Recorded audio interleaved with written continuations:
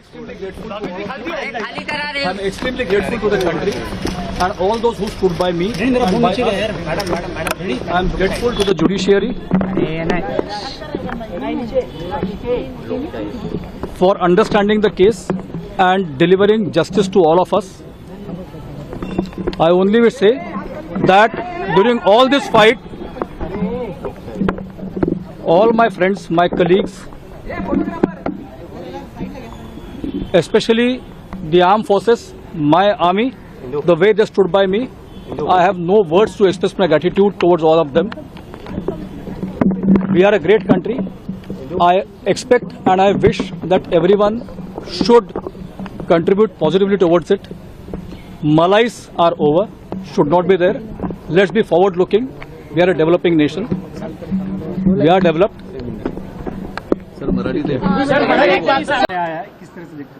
देखिए, जिस प्रकार से कांग्रेस प्रणीत यूपीए सरकार ने भगवा आतंकवाद, हिंदू आतंकवाद, ये नरेटिव सेट करने के लिए षड्यंत्र रचा और ये पूरा मालेगांव का केस तैयार किया, आज उसका पर्दाफाश हो गया है।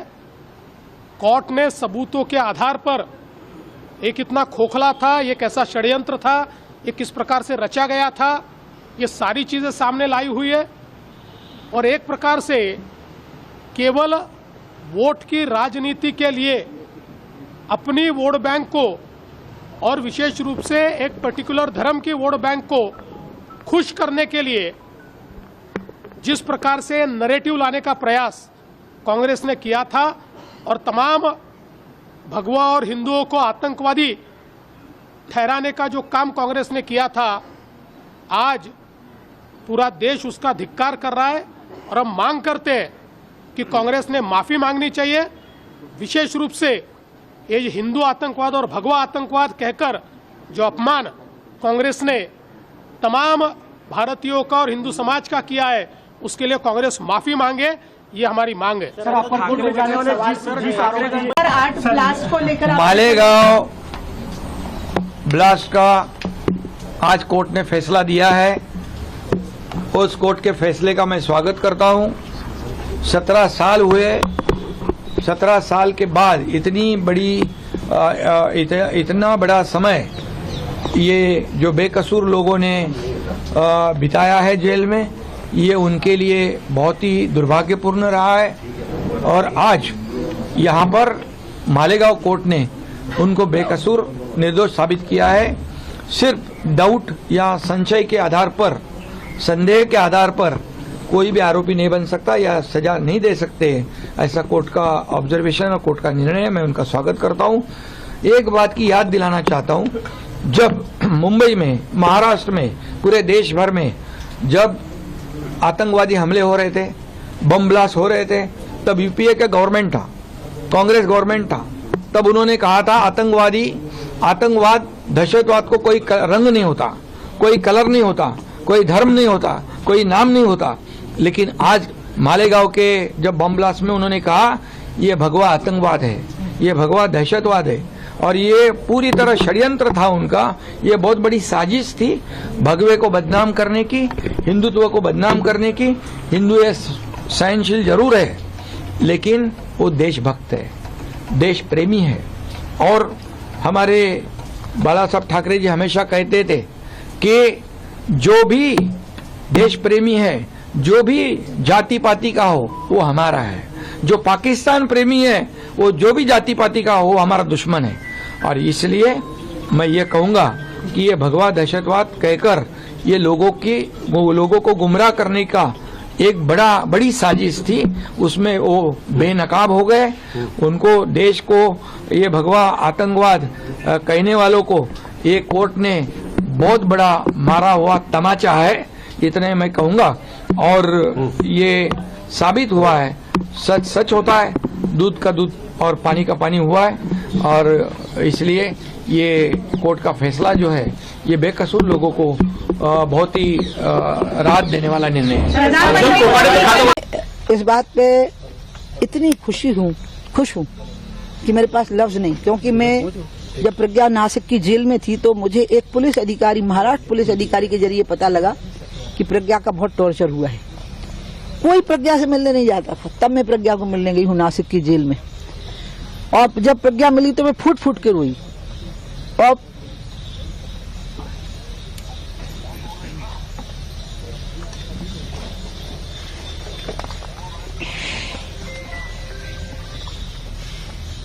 मैं उसके लिए कुछ लिए भी नहीं गई, वो मेरे लिए माला रखे हुए थी और मैं रो रही थी और वो मुझे चुप करा रही थी, क्योंकि जो मैंने उसके बारे में सुना था एक पुलिस अधिकारी के द्वारा, उसने कहा हाँ दीदी ये सब मेरे साथ हुआ है। वो इतना शर्मनाक था, इतना यातनादायक था कि बड़ी मुश्किल से कोई स्त्री उस प्रताड़ना को झेल सकती थी। आप सोच नहीं सकते हैं कि आज मुझे कितना आंतरिक शांति प्रदान करने वाला ये फैसला है। लेकिन अब मैं ये चाहती हूँ कि पी चिदम्बरम, दिग्विजय सिंह, राहुल गांधी, वामपंथी, समाजवादी और कांग्रेस पार्टी के वो सब नेता जो भगवा आतंकवाद शब्द को गढ़ करके उसको सत्यापित कर रहे थे, आज उनकी चौराहों पर खड़े करके कौन सी सजा होनी चाहिए, अब मैं ये जानना चाहती हूँ, देश की जनता जानना चाहती है। उन पे भी मतलब कार्रवाई की जानी, कार्रवाई नहीं, असामान्य कार्रवाई करनी चाहिए, साधारण कार्रवाई नहीं। और ये अपील करने की बात कांग्रेस के नेता कह रहे हैं कि सुप्रीम कोर्ट में अपील करनी चाहिए, जैसे बॉम्बे ब्लास्ट की गई थी। ये इन सब बातों पर तय होगा कि जिस एजेंसी ने जांच की है वो क्या फैसला करती है। कुछ समझ में नहीं आता, हम खुश हों कि दुखी हूं, क्योंकि बहन हमारी दीदी प्रज्ञा, साध्वी प्रज्ञा मेरे बगल वाली सीट में वहीं बैठती थी पिछले सदन में, पैरालाइज, उनका शरीर तो पूरा वेजिटेबल कर दिया। और बाकी अक्यूजों के परिवार के साथ 17 साल में क्या होगा, उनके बच्चों की जिंदगी पे क्या होगा, वो माता पिता उन पर क्या बीती होगी जिनके बच्चे सारे, जिनको आरोप मढ़ा गया था, आज उनका जवाबदेही उस 17 साल कौन लौटाएगा उनकी लाइफ से। तो कांग्रेस की जितने आला कमान जो नेता रहे जिन्होंने भगवा आतंकी शब्द दिया गया था, उनको जवाब देना है। They are all accountable. Parliament में जवाब दें, अपने क्षेत्र में, अपने जिले में जहां चुनाव लड़ते हैं, विधानसभा में जहां चुनाव लड़ते हैं वहां जवाब दें, देश को जवाब दें, 100 करोड़ हिंदुओं को जवाब दें कि क्यों भगवा आतंकी बताया, किस प्रूफ के साथ आप लोगों ने बोलना शुरू कर दिया, किसने नैरेटिव सेट किया, कौन था, क्या मास्टरमाइंड था, क्यों भारत में 100 करोड़ हिंदुओं को भगवा आतंकी कहा गया। आज न्याय कोर्ट ने साबित कर दिया। लेकिन वो 17 साल कौन लौटाएगा उन सारे लोगों को जिनको आरोपी बनाया गया था, झूठा आरोप। लेकिन जिस तरीके से गृह मंत्री जी ने भी कल कहा कि हिंदू आतंकवादी नहीं होता, गृह मंत्री जी की बात कल उन्होंने सदन में कही और आज ये बात सच साबित हुई। हिंदू विचारधारा ही नहीं आतंकी, हिंदू तो शांति का प्रतीक है। वो कैसे किसी को मार सकता है, कैसे को बॉम्ब लगा सकता है, वो कैसे ब्लास्ट कर सकता है, तो ये बहुत दुखद है। Unless and until I don't know why they. But आपको लगता है सर कि भगवा आतंकवाद की जो थ्योरी लगातार गढ़ी जा रही थी वो अब कम होगा, इतना बड़ा एक मैसेज आया? नहीं, पहले तो पार्लियामेंट में इस पर जवाब मांगा जाएगा, पहले तो सदन में लोगों को जवाब देना है, then will talk, there will be definite. Of course हम पूरी हमारी पार्टी मांगेगी, जरूर मांगेगी, इन लोगों से पूछा जाएगा कि आप जवाब दीजिए क्यों भगवा आतंकी, क्या नैरेटिव, किसके बोलने पे ये साजिश रची गई। एनआईए की कोर्ट ने दोष मुक्त करार दिया है, कहा है कि उनके खिलाफ पुख्ता तथ्य या सबूत नहीं, मैं कहूंगा कि आज का दिन ऐतिहासिक भी है और प्रसन्नता का भी है। और प्रसन्नता का इसलिए है कि यूपीए गवर्नमेंट में यूपीए गवर्नमेंट ने जो सरकारी संस्थाएं थी उनको दुरुपयोग करने का एक खेल चला था। और इस्लामी आतंकवाद का उस समय जब चर्चा होती थी तो यूपीए की जो गवर्नमेंट है उसने एक नया आतंकवाद पैदा कर दिया जिसको हिंदू आतंकवाद के नाम से संबोधित करने लगे। और यूपीए गवर्नमेंट का ये जो नैरेटिव था हिंदू आतंकवाद, उसको सत्य साबित करने के लिए जो भगवाधारी साध्वी प्रज्ञा जी थी और तमाम और लोग थे जो सनातनी प्रवृत्ति के थे, उनको उन्होंने झूठे आरोपों में डाल दिया। आज ये सिद्ध हो गया कि हिंदू आतंकवाद नाम की चीज नहीं होती। इतिहास में दुनिया में पहला धर्म एक ऐसा है जिसने कभी किसी दूसरे धर्म का अनादर नहीं किया, ना ही कभी किसी देश पर किसी हिंदू शासक ने आक्रमण किया या उसको अपने कब्जे में लिया। इसलिए हिंदू आतंकवादी नहीं हो सकता, अगर आतंकवादी है तो वो हिंदू नहीं हो सकता का ये कथन आज भी सार्थक हुआ है। हिंदू आतंकवाद को देश के ऊपर जबरन थोपने का जो कांग्रेस पार्टी का षड्यंत्र था वो आज धराशायी हो गया। और ये बात हम बहुत जिम्मेवारी के साथ कहना चाहते हैं। मालेगांव ब्लास्ट मामले में जो कोर्ट का फैसला आया है, उस पूरे में स्पष्ट रूप से कहा गया है, जो बातें अभी तक आई हैं, कि किसी भी एक्यूज के खिलाफ कोई पर्याप्त सबूत नहीं है और प्रोसिक्यूशन अपना केस प्रूव नहीं कर सके। आपके रिकॉल के लिए हम बताना चाहते हैं कि उसमें कर्नल पुरोहित एक बहुत ही डेकोरेटेड आर्मी ऑफिसर था, जिसने कश्मीर में आतंकवाद के खिलाफ बड़ी लड़ाई लड़ी। उसको फंसाया गया, उसके घर से आरडीएक्स निकला था।